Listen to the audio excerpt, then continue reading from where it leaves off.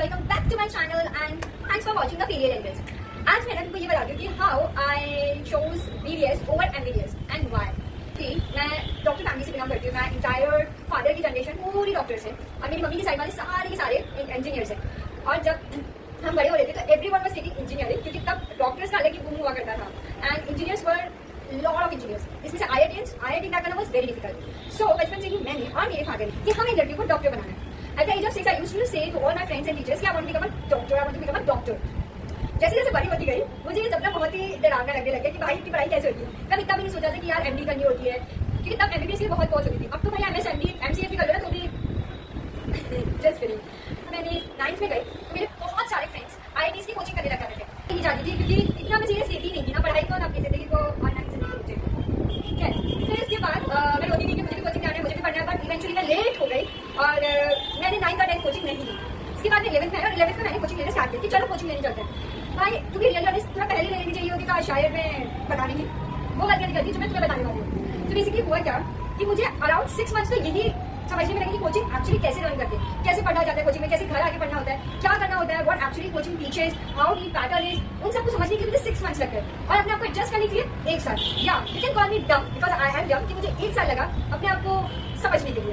मुझे कैमरा ना ऐसे ही रखना होगा, मतलब मैं कैमरे से बहुत ज्यादा दूर नहीं हो रही, मुझे वो फ्रेम इतना अच्छा नहीं लग रहा है। So here it, let's hop into the story again. So फिर मुझे 1 साल लगा, फिर उसके बाद मैं 12th में अब मैं अच्छे से पढ़ाई करूंगी, अब जान लगा के पढ़ूंगी, जो पढ़ाया जाएगा उसको घर जाके पढ़ूंगी, रिवाइज करूंगी, उसके क्वेश्चन करूंगी, अब मैं इंटेलिजेंट हो जाऊंगी। ऐसा नहीं होता ना, आप जो सोचो वो हो जाए। 12th is a board exam, तुम्हारे बोर्ड्स होते हैं। 12th में मैंने फर्स्ट टाइम बोर्ड दिया, क्योंकि जब मैंने 5th 8th और 10th में मेरे टाइम पे बोर्ड्स ही नहीं थे, तो 12th was my first exposure for boards exam. तो बोर्ड्स की अलग टेंशन होती थी क्योंकि कोचिंग में एमसीक्यूज पढ़ाए जाते थे, ऑब्जेक्टिव्स, पर बोर्ड्स इज सब्जेक्टिव। तो दोनों की पढ़ाई थोड़ी सी डिफरेंट, जो सोचा वैसा हुआ नहीं, क्योंकि मुझसे बहुत ज्यादा आगे लोग निकल गए थे। बहुत कुछ लोग अपनी लाइफ में अच्छा करने लग गए थे, अच्छे से पढ़ने लग गए थे, उनको बेसिक्स की अच्छे, उसको 11th अच्छे से आती थी और अच्छे से कर लिया। तो याद है, एक तो बाहर वीडियो बनाने की वजह से अलग ही स्ट्रगल है, डर लगता रहता है कोई आ ना जाए या कोई बंदा ना आ जाए, अलग ही स्ट्रगल वाली लाइफ चलती है भाई मेरी। ठीक है, बैक टू द टॉपिक। सो तब बहुत लोग आगे निकल गए थे, तो मुझे कोप अप करने में बहुत टाइम लगा। I was in below average, तब भी लोग बहुत शार्प होते थे, मैं बहुत मेहनत करती थी, तब भी मैं इतना अच्छा परफॉर्म नहीं कर पाती थी, क्योंकि स्कूल भी मेरा रेगुलर था। मैं स्कूल से घर आती थी 2 बजे और मेरी 3 बजे वैन आ जाया करती थी, 4 बजे मेरी क्लासेस होती थी और रात की मैं 8:30 9 बजे घर पहुंचती थी। उसके बाद मैं थोड़ा रेस्ट करूँ, खाना खाऊं, इतने में तो मुझे नींद भी आ जाती थी, क्योंकि सुबह 5 बजे भी उठना होता था। शेड्यूल इतना टाइट था कि मैं पढ़ ही नहीं पाती थी। जो भी थोड़ा बहुत पढ़ा वो बोर्ड्स के ही पढ़ पाती थी, एटलीस्ट बोर्ड्स तो क्वालिफाई पास हो जाए। तो ऐसे चला, ऐसे करके मेरी पढ़ाई इतनी बावली हुई, मैंने मेहनत की, मैं I tried a lot, but मैं उन इंटेलिजेंट लोगों में कभी पार नहीं पाई, मैं नहीं कर पाई, मुझसे नहीं हुआ और फेलियर हुई।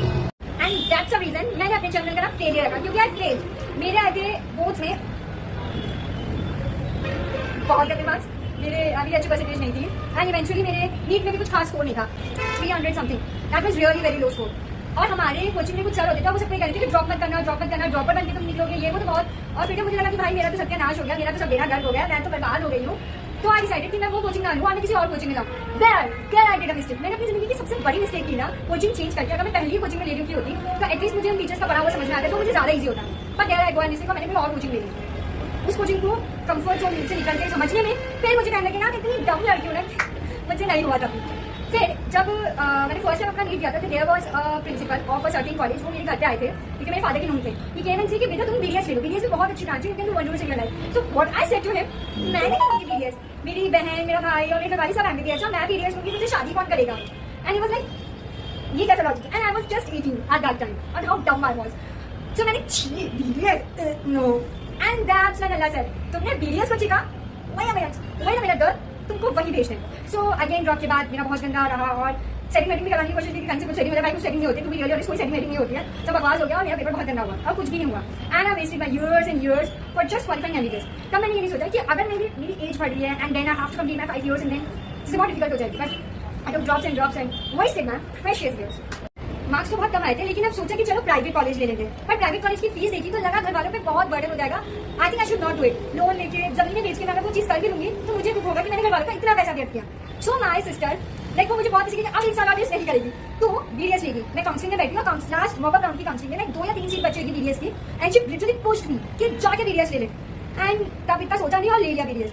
घर आई तो इतने मोटे मोटे आंसू से रोने लगी, वाह अल्लाह वाह how you did this with me, मेरे साथ ऐसा क्यों किया, मुझे एमबीबीएस चाहिए था, मेरे को बीडीएस नहीं चाहिए, मुझे नहीं अच्छी लगी फील्ड, मैंने अपनी जिंदगी बर्बाद करी, आई शुड सुसाइड, मर जाती हूँ, क्योंकि अब मेरी लाइफ में कुछ नहीं बचा है, बीएससी मुझे करनी नहीं है, एमबीबीएस हुई नहीं और मेरे को मरना ही बेस्ट ऑप्शन लगा। बट कहते हैं ना कि जो चीज आपको तब बुरी लगती है ना, अल्लाह नोस तुम्हारे लिए क्या अच्छा है।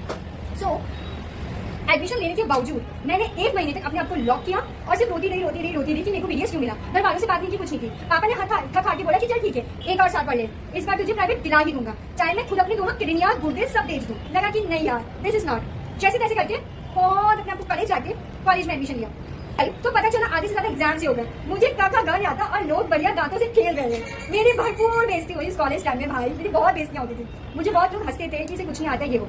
It took me again 6 months to realise and to think कि ठीक है, अब जो भी ले लिया सही ले लिया, जो भी करूंगी सही करूंगी। इन 3rd year I started loving BDS कि BDS बहुत अच्छा होता है यार। अगर आप बहुत अच्छा करोगे, बहुत टॉप रैंकर्स में निकलोगे, अच्छी पढ़ाई करोगे तो आप ओरल सर्जन बन सकते हो, which is very good thing. Like आप MBBS से भी ऊंचे हो जाओगे अगर आप ओरल सर्जन बनते हो तो।